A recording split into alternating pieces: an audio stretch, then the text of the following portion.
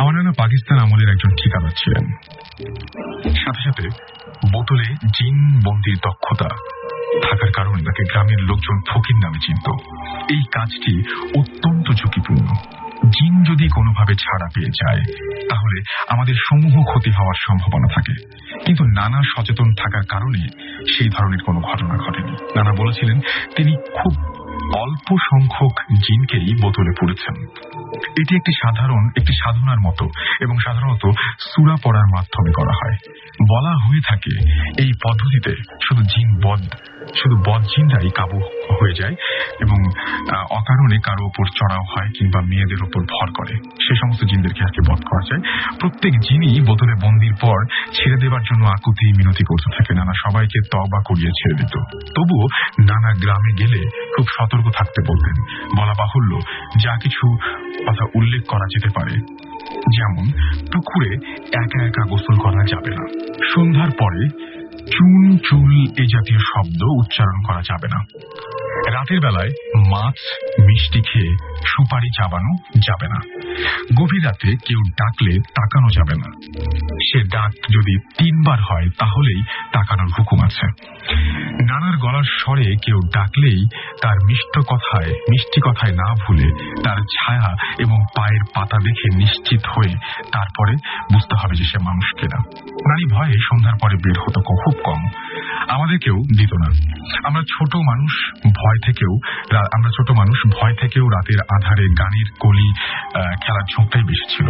একবার নানা একটি সাপরূপী জিনকে বোতলে পুরে ফেলে, কিন্তু নানি রাতের আধারে সেটিকে কেরোসিনের বোতল মনে করে মুখ খুলে ফেলেন এবং বিকট গন্ধে অপ্রস্তুত হয়ে নানাকে ডাকতে থাকেন। নানা দোয়া দুরুদ পড়ে জিনটাকে বোতলে ভরার আগেই সেটি পগার পার হয়ে যায়। বিপদ আসন্ন বুঝতে পেরে নানা ঘর বেঁধে দেন এবং খুব সতর্কতা অবলম্বন করতে থাকেন, কিন্তু শেষ রক্ষা হওয়ার আগেই বড় মামা সাপের কামড় খান। তার পুরো শরীর নীলাভ হয়ে যায়। সারা রাত চেষ্টা করেও যে কোনো কবিরাজ বিষ নামাতে পারছিল না।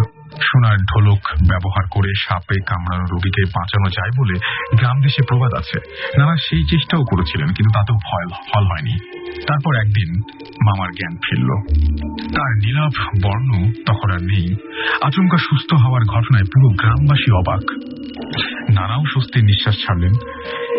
কিছুদিন পর নানা স্বপ্নে দেখলেন কেউ একজন তাকে বলছে এটা নমুনা সবে, এভাবে গোটা পরিবার শেষ হয়ে যাবে। নানা বাড়ি বাঁধলেন। ইমাম সাহেবকে কয়েকদিন বাড়িতে রাখলেন। ইমাম সাহেবের বেশ কিছু ভালো জিন ছিল, তারা নাকি নানাকে পাহারা দিত। এভাবেই দিন যাচ্ছিল। আমাদের আর কোনো সমস্যা হয়েছে বলে শোনা যায়নি। নানা গত হলেন, অর্থাৎ মারা গেলেন। তার নির্দেশ অনুযায়ী সব ঠিকঠাক ভাবেই চলছিল। নানা না চলার কোনো কারণ তো ছিল না। হুকুমের বাইরে এক পা এগুলেই যে কোনো বিপদ প্রাণটা নিয়ে যাবে না, এ নিশ্চয়তা কে দিতে পারত। এরপর ক্ষুদ্র ক্ষুদ্র কিছু ঘটনা ঘটে। একদিন মাঝরাতে বড় মামার ঘুম ভেঙে যায়। তিনি তার লেপের উপর একটি মোটা সাপ আবিষ্কার করেন। খুব জোরে জোরে চেঁচান তিনি। সবাই এসে সাপটাকে মেরে ফেলে। সাপটি ফনা তোলা ছাড়া কাউকে ছোবল মারার বদসাহস দেখায়নি। ছোটবেলায় আমি একদিন পুকুরে গোসল করার সময় পাশের লেবু গাছে একটা সাপ দেখি। পুকুরে আমি একাই নেমেছিলাম। সাপটা তখন আর ছিল না।